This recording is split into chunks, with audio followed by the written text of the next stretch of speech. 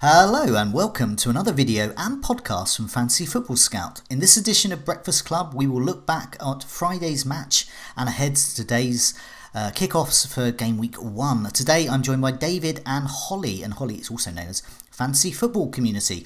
Holly, how are you?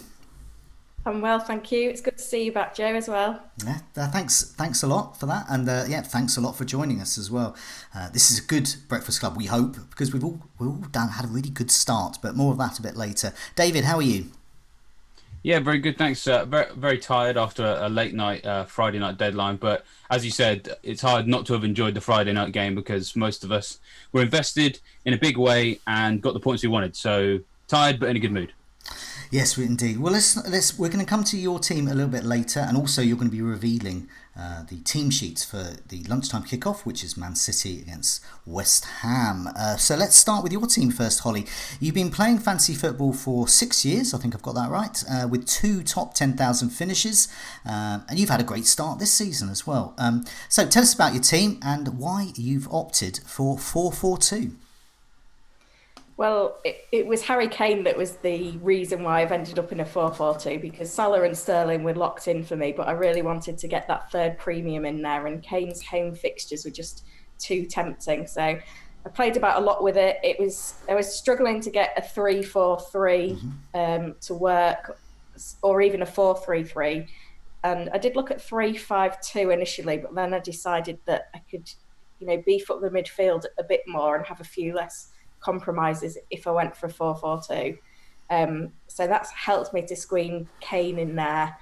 There's a few midfield options that probably aren't as good as I'd have hoped, but I've managed to get that premium defence in there. Nick Pope hopefully will be a great pick for the season, and Kane, who's just got great fixtures at home, so I'm really excited to see what he can do today. It's one of those where it's a bit of a gamble. We know what Kane can be like in August, but I think he'll start the season with a bang. I mean, he's not actually scored yet at Spurs' new stadium, and he's had a full pre-season, so hopefully he'll be fit and raring to go today. Yeah, I covet your Kane, and I think David may be the same, because the way we're set up, which we'll come to a bit later, we've definitely got a Kane entry plan there in case Kane is Kane. But as you said, he may not be. He may not be. Maybe that defensive So jealous. Midfield Kane. But I am jealous at the moment. I like the look of him in your team. But yeah, carry on with the rest of your team. Yeah, so I really wanted to get the 2 Liverpool defenders in there to go alongside Salah. Salah was just an obvious pick for me. And it was Robertson that I went for in the end over Alexander-Arnold off the back of his Community Shield game. Now, I know that didn't pay off last night, but I did think that Robertson had a really good game. He was really creative, had a couple of shots on goal, which was positive to see. And whereas Trent was lacking a little bit defensively, I think Robertson will be able to keep pace with Alexander-Arnold in there. Zinchenko, I'm going to be worried a little bit about the team news coming up. But I think he's probably going to be first choice left back for City throughout the season. I don't think Pep really trusts Mendy. No. There's a lot of issues going on there, and I don't think the new signing is really good enough to compete with Zinchenko for his place. I think he's more of a bench cover. I was hoping to have Coleman. I think David, I think you were in the same position, weren't you, wanting to have Coleman in your team, but with the fact that Sabidi's joined Everton, it was Lucas Dean that I've gone for in the end, and I think we'll get more attacking returns from him anyway. And I know there's a few question marks over Everton now, particularly after how they've moved in the transfer market. But I think Lucas Dean, because he's on set pieces, should be able to still get us fantasy points, even if clean sheets are a little bit of a struggle. But the fixtures are there, which is good. Yeah, he was good for bonus as well. I owned him for periods last year. I know David and myself on a scoutcast some point early winter went for him because it was just emerging that he was looking really good stats wise, and he was getting those bonus as well. Sadly, in my team, I'm 0.5 short. So once again, I cover another player in your team, Luca Dean, and who I definitely would have over Coleman, I think, especially with that competition from Sidibe, who's just come in for Coleman. We don't know, but I think with Luca Dean, he's got Baines as the backup. So as a backup, he's not too much of a competition. So I think it's a smart move there as well. Another player I find quite interesting in your midfield, because obviously you've got Salah and Sterling. They're the kind of key players. We know what they're about, and they're good for captaincy as well. But you've got Norwood as well. So what's he doing there? Well, I had a wish list at the start of the season, and to get everyone on the wish list, I then had a 5 million hole in my midfield that I needed to fill. And Jorginho and Noble were both under consideration at various points during pre-season because they're on penalties. But then Jorginho, it turns out, probably isn't on penalties. Mark Noble's had a bit of an injury, so I had to go scouting elsewhere. Now, Norwood is on a lot of set pieces for Sheffield United and potentially penalties as well. And Sheffield United's fixtures aren't too bad to start the season, particularly from an attacking perspective. And they've made some really good signings up front as well. So Norwood's got plenty of people to target in the box from set play. So I'm not expecting a lot at 5 million, but if you could get me an attacking return every 3 weeks, that would be great. And then if there is a 5 million option or a cheaper midfielder that looks good, that emerges, I can then make that switch. So he is a punt for the start of the season. Yeah, no, we were talking earlier on air about I like that role there, the kind of cheap so-called fourth midfielder role, and and I was remembering Joe Allen at Stoke. I remember you were saying for 1 month he was amazing. It was just 1 month, and the rest of the time he was hopeless. But getting those players, those 5 million or so midfielders who can be amazing for a short period of time, and getting on them can be very lucrative because they're often differentials as well.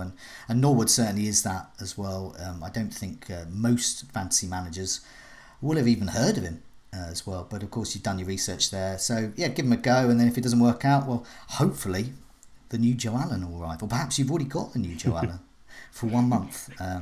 But joining Kane up front, you got King as well. So why King?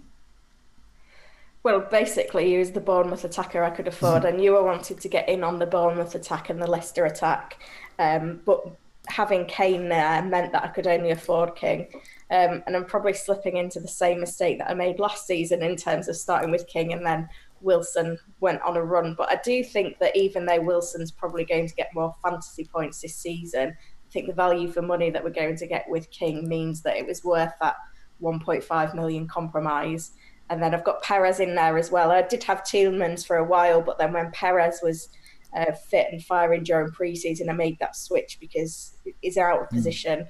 I think Brendan Rodgers is building something really good at Leicester, and the fact that he's out of position and could be getting lots of goals. I mean, he was getting goals consistently for Newcastle, and now he's part of a more attacking team. The ceiling's obviously higher there.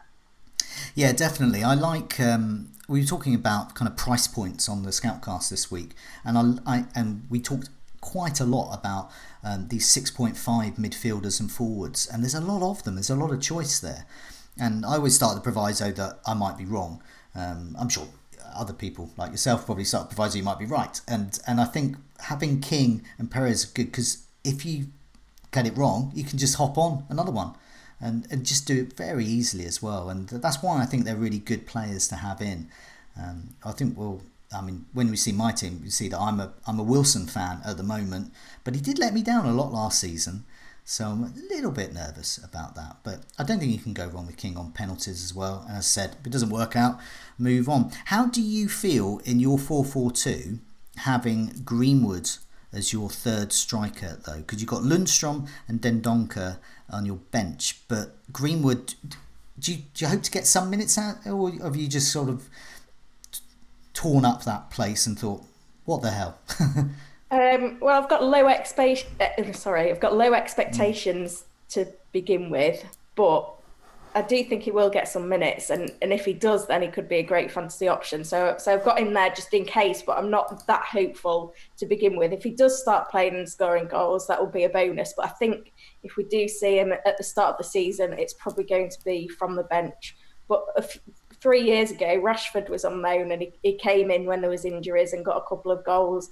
And with Lukaku off, I think that there is a gap there, at least as a substitute for Greenwood to get some minutes. And you never know if you can grab a goal as well. Yeah, he's a player I'm looking at. I haven't gone for Greenwood myself. I've gone for a 3-4-3, not 4-4-2, because I like to have a playing third striker. But as you say, if Greenwood's that player, they don't even need to start. They just need to come on and just look like they'll do something and get you a point or two at the very least. And if it looks like Greenwood is that person, then I would consider perhaps a move to 4-4-2. But at the moment, I'm kind of watching brief there. So that's something I'm kind of watching out for with the matches. How about you? What else are you watching out for in the remaining matches of Game Week 1? Because we've already had Liverpool-Norwich. Well, that's taught us that Liverpool are excellent and Norwich aren't. But what do you think the rest of the matches might teach you? And is there anything particularly looking out for? I think it's Chelsea's probably the team that I'm most interested in. Obviously, I didn't want to commit to one of them at the start of the season because they've got Manchester United away tomorrow. And we don't know how Lampard's going to set up, but there's like that lingering feeling there that Marcos Alonso, what could he do this season? There's going to be a £7 million striker at Chelsea, but we don't necessarily know which one yet. I think Pulisic could have a great season. Barkley, if he's on penalties, I think Lampard's going to try and take him under his wing and coach him to be a similar player to what Lampard was in his day. So it's Chelsea that I'm looking to as potentially finding some bargains in there, but it just wasn't a team I wanted to risk with all the unknown factors for the first game week of the season. Yeah, I completely agree. I had Barkley in my team, one of my many drafts, and pretty much everyone's been in my draft at some point over the summer. Not Origi though, so I didn't mind his goals. But I am looking at Barkley, or it could be Mason Mount. We don't know, and whichever one it is, as you said, £6 million for the number 10 at Chelsea. And I know people are saying they're not a top 4 side now, but we don't know yet. I mean, they could be amazing as well. They could be even better this season. We don't know. We just don't know. And yeah, that Chelsea team absolutely packed full of value as well. The 5 million defenders as well. I'm really keen on having a look at them. Manchester United, I wonder what they're going to be doing as well. It's really difficult. It's really difficult to tell. And yeah, it's going to be real, some traditional scouting for fantasy managers in Game Week 1, I think, as well. David, I'm going to move over to your team. Now, Holly's gone for 4-4-2. She's gone for that double Liverpool defence. You haven't. You've gone for 3-4-3. So tell us a bit about your team and its structure. Yeah, so I originally had a considerably less balanced team. I had Kane in there, and obviously the Salah and Sterling as well. And yeah, in the end, I just figured that it was suffering in too many other areas that I just figured I've just got to bite the bullet. And it was really that game week 2, is it? Yeah, game week 2 that Spurs are playing Man City away that really put me off. So moved them on, spread the cash around a little bit more. And yeah, because I sort of my third and fourth midfielders just weren't ones that I was particularly fussed about. I think I had Greenwood as well. So in the end, I just tried to spread that cash. So I've gone for Wilson because we discussed before, didn't we, that we reckon that Wilson, the 1.5 is worth spending. So I'm going to spend it. When you look at some of the other 6 million forwards I was having to consider, an extra 0.5 would get me Diogo Jota, who's looked incredible in pre-season. So I figured let's go for it as well. The fixtures for Wolves aren't amazing, but they don't need to be with Wolves, as we saw last season.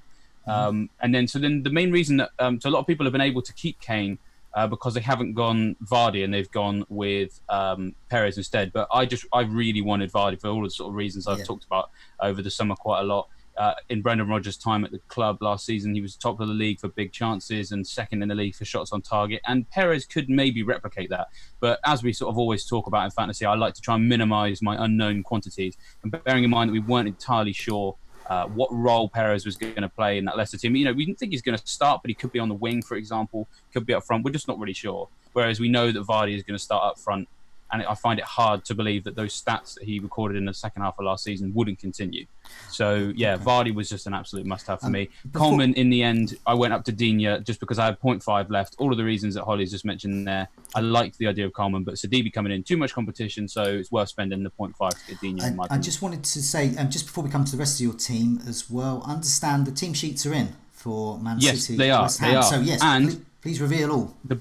The biggest non-surprise for fantasy managers who've been paying attention in pre-season is that Aguero does not start because he has not been involved in any pre-season games. Aguero is on the bench. But the good news for those of us who are trying to be a bit savvy with spending a smaller amount of our budget on a Man City defender are very happy because Zinchenko starts the match. So let's go through the team sheet in full. So Ederson is in goal, which again is good news for those of you who went for a set and forget with him. The back four is Zinchenko, Stones, Laporte is fit, as Guardiola promised yesterday, and Walker at right back.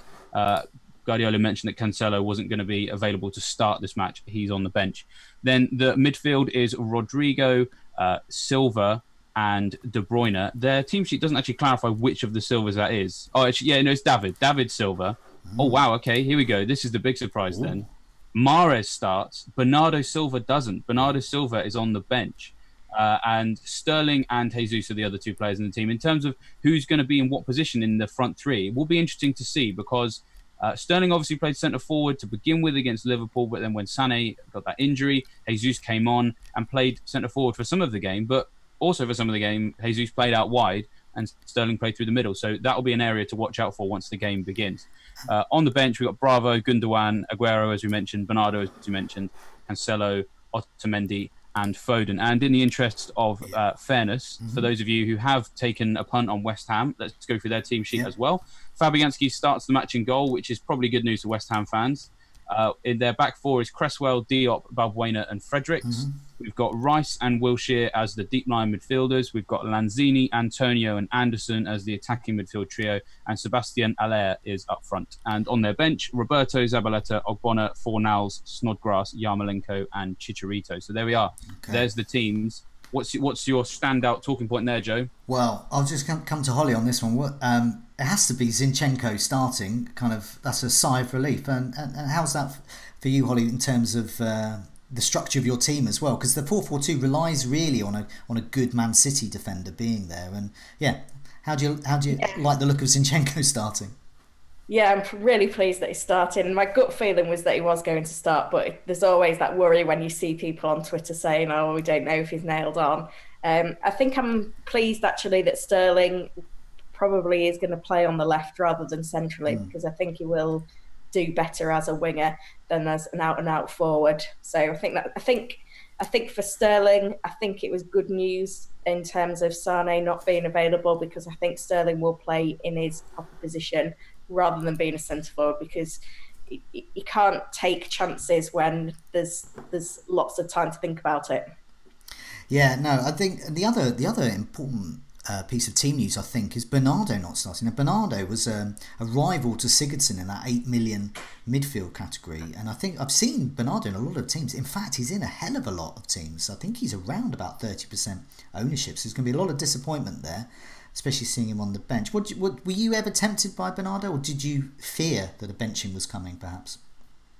Well, when the game was launched, I was sort of looking towards either Aguero, Sterling, or De Bruyne as being the Man City attacker for my side, because I don't think you're gonna get that consistency from the Silvers. And then when it emerged that Aguero probably wasn't fit to start the season, and then De Bruyne was, struggling towards the end of the Community Shield and he's not quite 100% fit yet, it just seemed obvious to go for Sterling in there. I think there's always been question marks over Bernardo. He's a great player for City.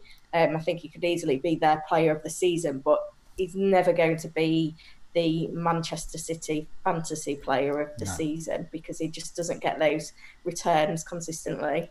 He's a really good squad player as well, so he can play up front, but he can play anywhere really in the midfield. He's been deployed all sorts of places for Man City, and that's sort of bad news, especially when he's deployed deeper as well.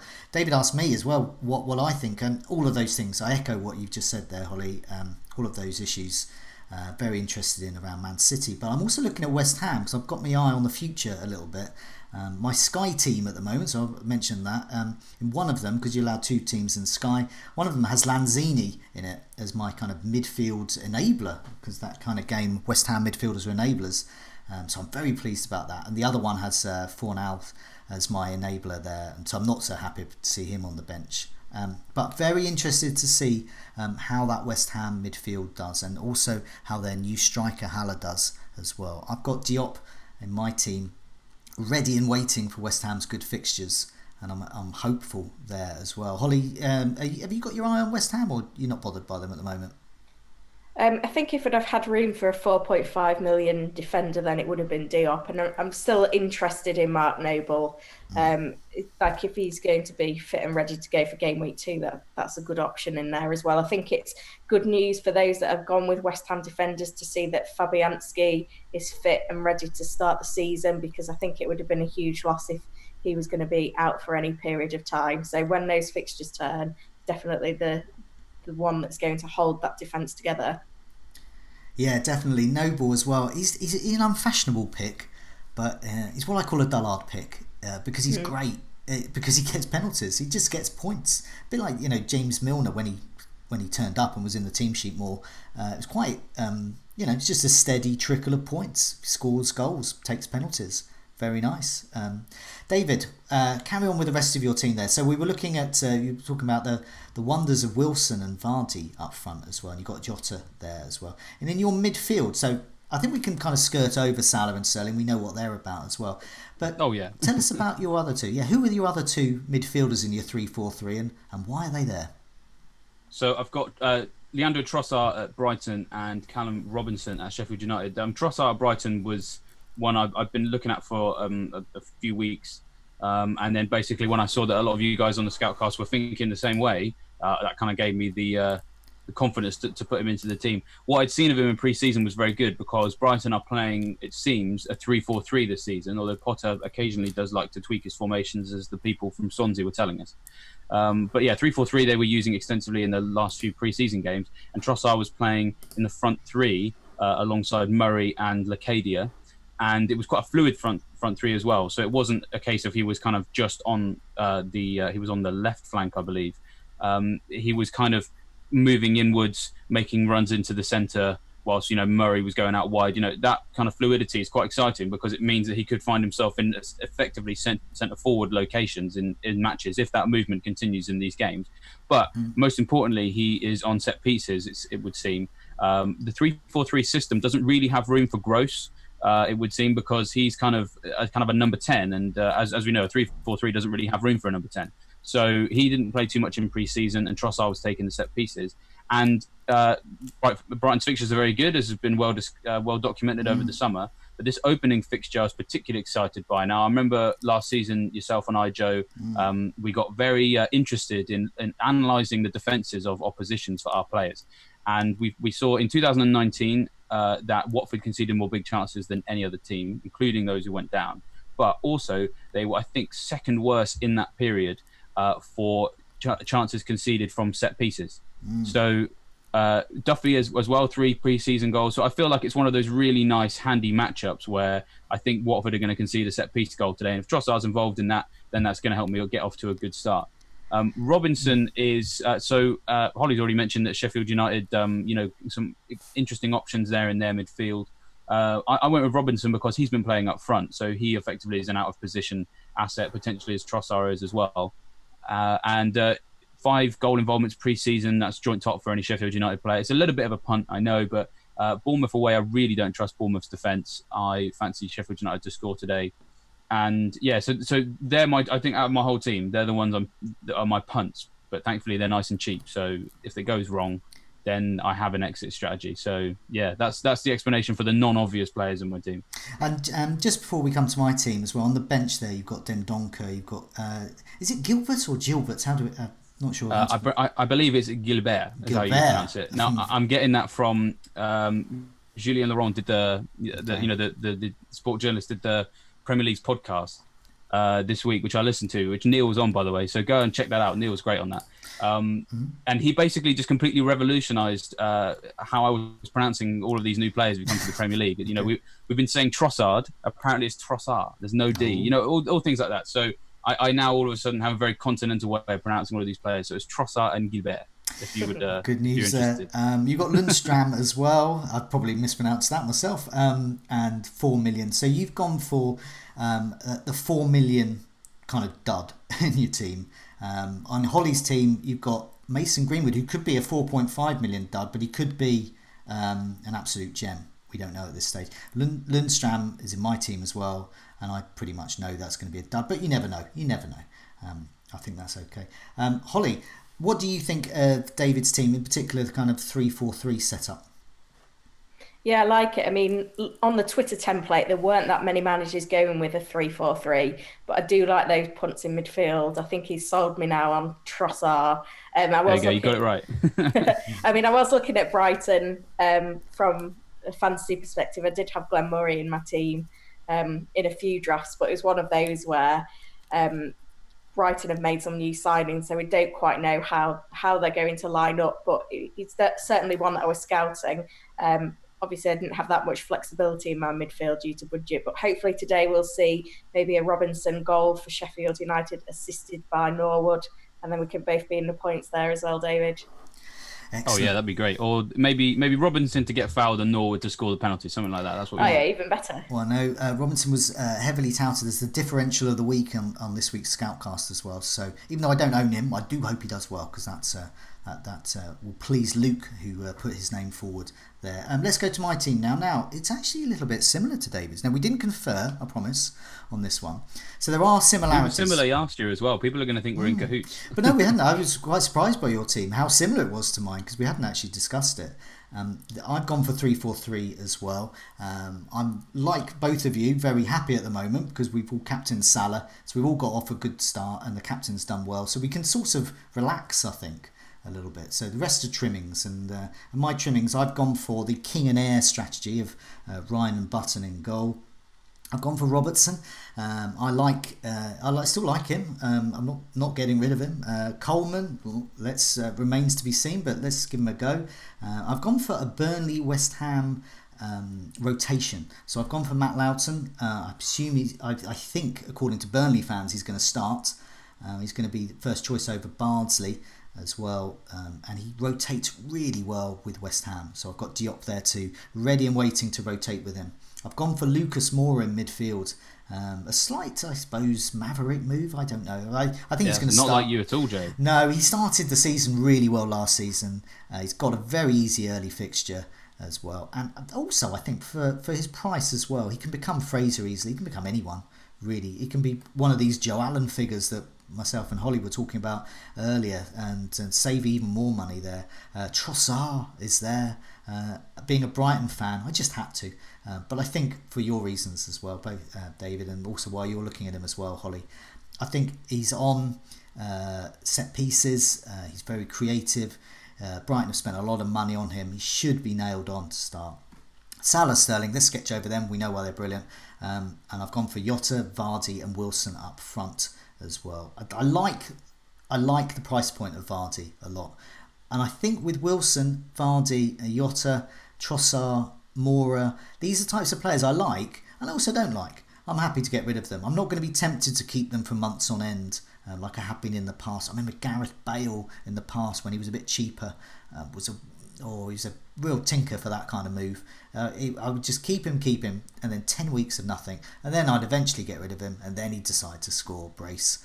Rather annoying as well. I think with these players, I'm just happy to remove any time really as well. I just wanted to say as well about looking out for things that are going to be happening for the rest of game week 1. I'm also joining Holly there, looking out for the Chelsea midfielders, looking out for the number 10. Emerging strikers as well, always interested in them. I do like, that's why I've gone for a 3-4-3. I just like the third striker. I think over the years they've been the likes of Harry Kane, remember him when he was cheap, and also there's a range of ones. I remember Andy Carroll at Newcastle, phenomenal as well, and it's really good to get onto those bandwagons because they don't last too long, and I just think for me it's part of Fantasy Premier League really, looking at them. And as Pukki for Norwich showed, I think there can be great value even in the bad fixtures as well. Norwich against Liverpool, no clean sheet for Liverpool, and then Pukki steps up and gets his goal, and I can see more of that as well.